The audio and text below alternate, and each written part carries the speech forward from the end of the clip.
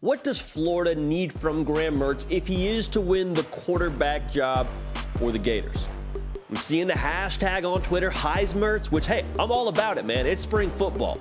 Like, dream big, shoot for the stars. Let's ride the hype train a little bit. I'm about it. But if we just want to know, what does Florida absolutely need from Graham Mertz at a base level? What does he need to do to allow them to be better than they were a season ago?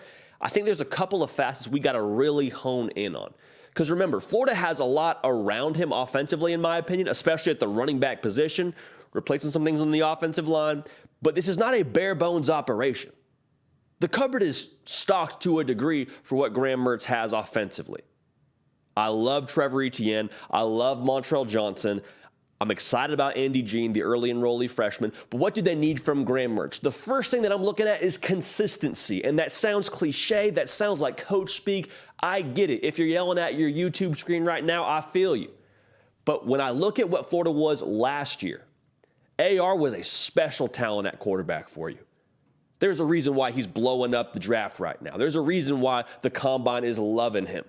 Freakish athlete, tons of ability, can throw the ball a quarter mile like Uncle Rico. But last season, you didn't know which AR was going to show up on Saturday afternoon. There were games where he just straight up took over, like Utah. There were games where he was throwing 33% completion percentage, like Florida State. Games where he's nowhere to be found, like he was against Missouri. And that's not to dunk on AR. Like I said, we think the world of AR on this show. But how much better is Florida last season if they just have smooth and steady the entire year? And I'm not saying he lights it up every single game, throws for 3 touchdowns. I'm just saying, what if you knew without a shadow of a doubt you were going to get 2 touchdown passes, maybe 1 interception, and 200 yards passing from AR week in and week out? That was what you were going to get. How differently would Florida's season look? Okay? Remember, a couple of close games, a couple games that you probably feel like you should have won if you're Florida. The Vanderbilt game, the Kentucky game. I think if Graham Mertz can just be more consistent, doesn't need to be Mertz, but if he can be somewhere in the range of 60% completion percentage, keep the interceptions in the 5 to 7 range. AR had 9 last year. Be over 20 touchdowns. AR had 17 passing last year. I understand he did more on the ground, but you hear what I'm saying? If you have more of a 7 out of 10 effort from Graham Mertz and you can bank on that week in and week out, as opposed to AR being a 10 out of 10 one week and a 3 out of 10 the next week, I think Florida's season looks different. And I think Graham Mertz being that smooth and steady could make all the difference for them in 2023. Now, in addition to that, I would love to see Graham Mertz be extremely dialed into this offense to the nth degree. You're saying, no, we want him dialed in. He's our quarterback. Hang on. I got more to talk about with that. Make sure you're subscribed. Had a ton of the Florida Gator faithful join us here in the last few months. Thank you for that. If you haven't yet subscribed, hey, man, it's spring ball. No time like the present. Also, follow me on Instagram and on Twitter at JDPiquel. Gators Online does a phenomenal job covering the Florida Gators. Obviously, they're the Florida On 3 site for us. They knock it out of the park. Nobody better in the industry. Make sure you're locked in, have a membership over there. As I was saying, I want to see him dialed in. And it sounds like he's doing all the right things. I mean, you talk to people close to that program and you say, when I get to the facility early in the morning, Graham Mertz, he's there. And then when I leave later in the day, after we've watched film, after I've sort of gone through my preparation, Graham Mertz is still there. So he's committed to the process. By all accounts, he is obsessed with football. But if he's able to be dialed into that next level, that's going to do a lot of important things. One, takes pressure off your offensive line, which is still sort of putting some pieces together. Like I said, they're still replacing some things on that O-line for Florida. I'm not saying it's going to be bad, but I'm saying if your quarterback knows exactly where he's going with the football, if he can diagnose that defense pre-snap and say, okay, I know I'm hitting this out route right away. I don't need to wait for what this linebacker is going to do because I already know what he's going to do. And the ball's out of my hands quick, fast, in a hurry. That's less time your offensive line has to spend blocking. That's a good thing for your offense. Less required of your offensive line by more done by your quarterback is just a good equation. And so for Graham Mertz to be able to do that, one, like I said, takes pressure off the offensive line. Second, when you know something to the nth degree, when your processing speed is like that, you're able to ad-lib easier.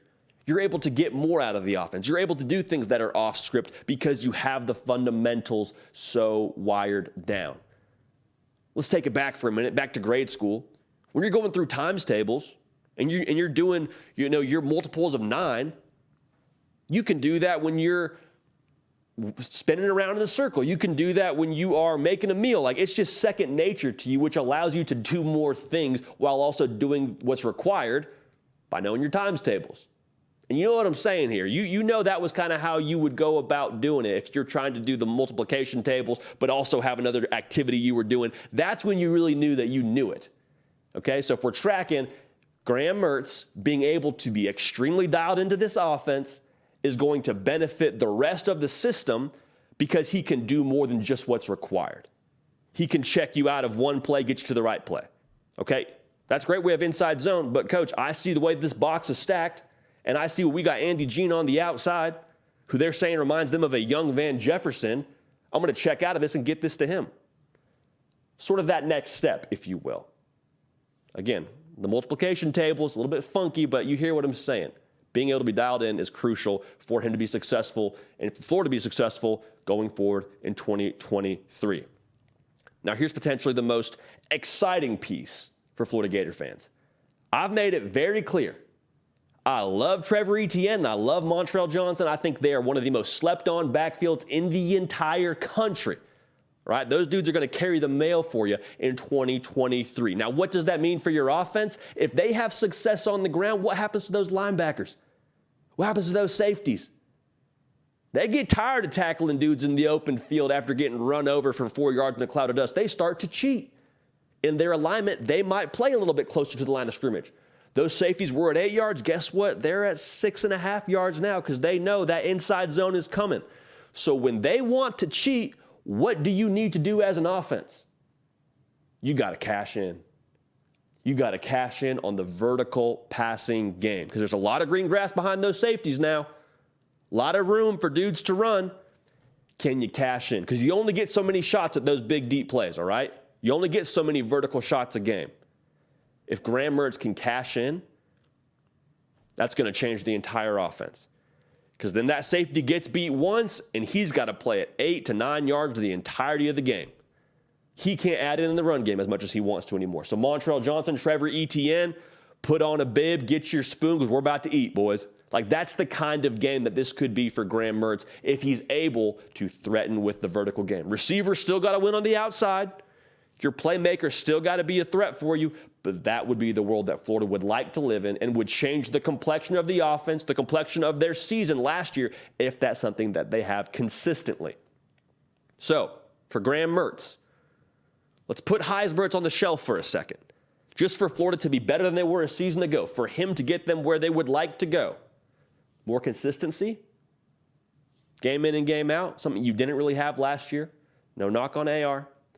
Be able to be dialed in, take pressure off the offensive line, be able to ad-lib. Do more than just the base. We can ad-lib off of this when we know it to the nth degree and we're comfortable in the offense. More than just a working knowledge. Be able to cash in on the deep plays, man. You do all those things, I think Graham Mertz, I think Florida's going to be okay. A lot of hot takes on Graham Mertz and what he didn't do at Wisconsin, myself included, but if he's able to achieve these things, that's going to change the way that Florida's able to play next season. So keep it locked right here on the hard count. Nick Break lifting heavy. We're live twice a week, Tuesday or Thursday, 10 a.m. Central, 11 a.m. Eastern for all y'all on the East Coast. But lock it in. College football is here. Spring has sprung. Don't care what the groundhog says. Don't care what the calendar says. Spring football is here. We appreciate y'all. We love y'all. We're going to keep the party rolling, and we will see y'all next time. Hey, y'all. Thanks so much for watching. Subscribe to the channel here to make sure you don't miss an episode of The Hard Count. Also, be sure to check out other videos on the On3 YouTube channel.